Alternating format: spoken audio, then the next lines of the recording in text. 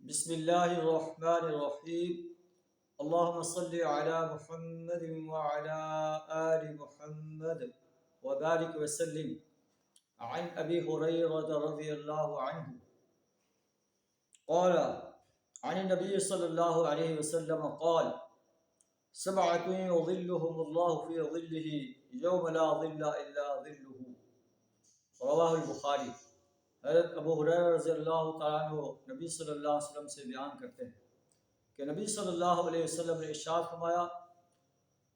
قیامت کے دن 7 انسان ایسے ہوں گے جنہیں اللہ اپنے سائے میں جگہ عطا فرمائے گا، یوم لا ظل الا ظلہ، جس دن اللہ کے سائے کے علاوہ کوئی سایہ نہیں ہوگا۔ سب سے پہلا انسان الامام العادل، عادل حکمران، جس نے اس کی زمین پر عدل کیا، عدل کا نظام قائم کیا۔ تو اللہ تبارک و تعالیٰ زمین میں عدل کا نظام قائم کرنا چاہتا ہے۔ نبی صلی اللہ علیہ وسلم کو بھی ارشاد فرمایا گیا ہے، آپ کہہ دیجئے وَأُمِرْتُ لِأَعْدِلَ بَيْنَكُمْ، مجھے آرڈر دیا گیا ہے، حکم دیا گیا ہے کہ میں تمہارے درمیان عدل کروں، عدل کا نظام قائم کروں۔ تو عادل حکمران جو ہے یہ اللہ کے سائے میں ہوگا۔ اس سے پورے ملک کا حکمران بھی ہو سکتا ہے، یا کسی شعبے میں اللہ نے انسان کو جو ہے یہ مرتبہ عطا فرمایا ہے کہ وہ کسی شعبے کا جو ہے انچارج ہے، آفیسر ہے، تو جو انسان جس شعبے کا انچارج ہے اس میں وہ عدل قائم کرے، انصاف قائم کرے۔ دوسرا انسان وشاب نشأ فی عبادت ربہ، وہ نوجوان جس نے اپنے رب کی عبادت میں اپنے آپ کو پروان چڑھایا، اللہ کی بندگی کرتا رہا، اللہ کی پرستش کرتا رہا، اللہ کی اطاعت کرتا رہا، اللہ کی حاکمیت کو تسلیم کرتا رہا، اللہ کی حاکمیت کو قائم کرنے کے لیے میدان عمل میں رہا۔ اللہ فرماتا ہے یہ انسان بھی، اللہ کے رسول صلی اللہ علیہ وسلم فرماتے ہیں کہ یہ انسان بھی اللہ کے سائے کے نیچے ہوگا۔ اور حدیث کے الفاظ ہیں شاب نشأ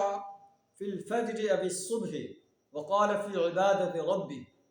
ورجل قلبہ معلق فی المساجد، وہ انسان بھی اللہ کے سائے میں ہوگا جس کا دل مساجد کے ساتھ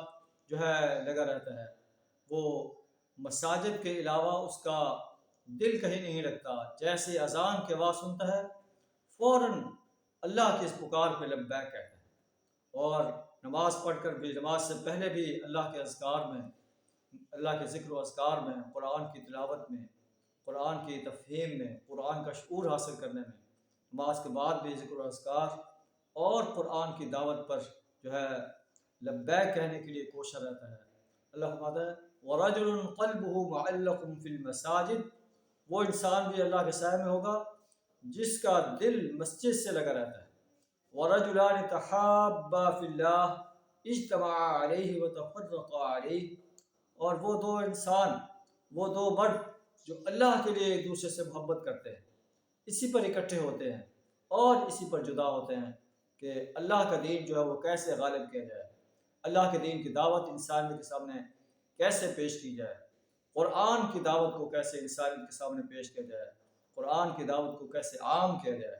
قرآن کے نظام کو کیسے قائم کیا جائے۔ وَرَجُلَانِ تَحَابَّا فِي اللَّهِ اجْتَمَعَا عَلَيْهِ وَتَفَرَّقَا عَلَيْهِ وَرَجُلٌ طَلَبَتْهُ امْرَأَةُ ذَاتِ مَنْصَبٍ وَجَمَالٍ وَقَالَ إِنِّي أَخَافُ اللَّهَ،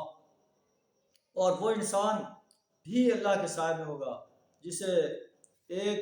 حسین و جمیل اور بڑے منصب والی عورت اسے برائی کی دعوت دیتی ہے اور اس کی زبان پر یہ الفاظ جاری ہو جاتے ہیں انی اخاف اللہ، میں اللہ سے ڈرتا ہوں۔ زنا کاری گناہ ہے، اللہ نے ارشاد فرمایا ہے کہ وَلَا تَقْرَبُوا الزِّنَا إِنَّهُ كَانَ فَاحِشًا، زنا کے قریب نہ جاؤ، یہ فحش کام ہے۔ انی اخاف اللہ، میں اللہ سے ڈرتا ہوں۔ جیسے حضرت یوسف علیہ السلام کو عزیز مصر کی بیوی نے کہا تھا اے یوسف ہی تلک آ جا، آپ کی زبان سے الفاظ جاری ہوئے معاذ اللہ، میں اللہ کی پناہ چاہتا ہوں کہ یہ کام کرو۔ اللہ فرماتا ہے کہ ایسا انسان بھی اللہ کے سائے میں ہوگا۔ وَرَجُلٌ طَلَبَتْهُ امْرَأَةُ ذَاتِ مَنْصَبٍ وَجَمَالٍ فَقَالَ إِنِّي أَخَافُ اللَّهَ وَرَجُلٌ تَصَدَّقَ أَخْفَى حَتَّى لَا تَعْلَمَ شِمَالُهُ مَا تُنْفِقُ يَمِينُهُ اور وہ انسان بھی اللہ کے سائے میں ہوگا جس نے اللہ کے راستے میں صدقہ کیا اس انداز سے کہ اس کے بائیں ہاتھ کو معلوم نہیں کہ اس کے دائیں ہاتھ نے کیا خرچ کیا. اور وَرَجُلٌ ذَكَرَ اللَّهَ خَالِيًا فَفَاضَتْ عَيْنَاهُ، وہ انسان بھی اللہ کے سائے میں ہوگا جس نے علیحدگی میں تنہائی میں اللہ کو یاد کیا اور اس کی آنکھوں سے آنسو جاری ہو گئے.